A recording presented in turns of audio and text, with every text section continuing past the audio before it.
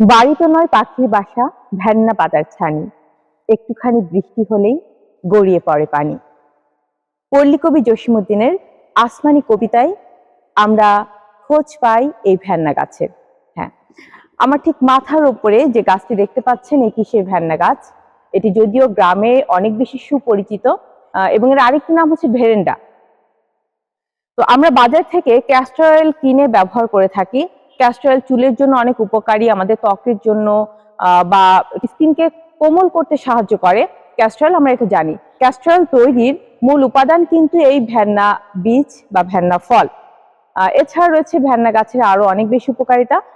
ভ্যান্না তেলের উপকারী গুণসমূহ: কাঁচা ভ্যান্না সবজি হিসেবে খাওয়া যায়, চুল পড়া রোধ করে, চুলকে ঘন করে, চোখের আইব্রোকে ঘন এবং কালো করে, স্কিন থেকে ময়লা দূর করে, ডার্ক সার্কেল বলিরেখা দূর করে, ত্বকের কালো দাগ দূর করে, মাথার স্কাল্পকে সুস্থতা দান করে, চুলের কন্ডিশন হিসেবে কাজ করে। গোলকৃমির চিকিৎসার জন্য এই তেল উপকারী। কাটা ঘা জীবাণুমুক্ত করে, ব্যাক পেইন ও জয়েন্ট পেইন দূর করে।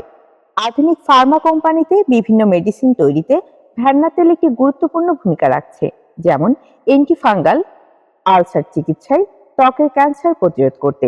এছাড়া ঠোঁট ফাটা রোধ করে, পা ফাটা রোধ করে।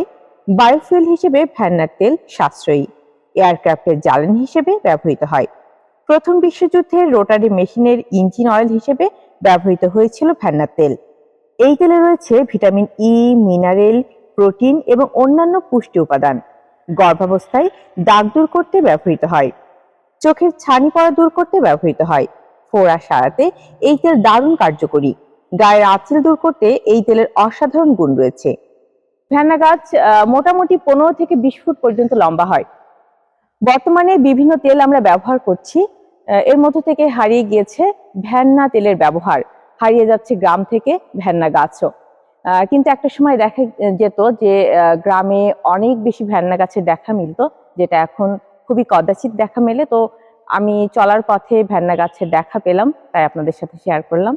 ভালো থাকবেন।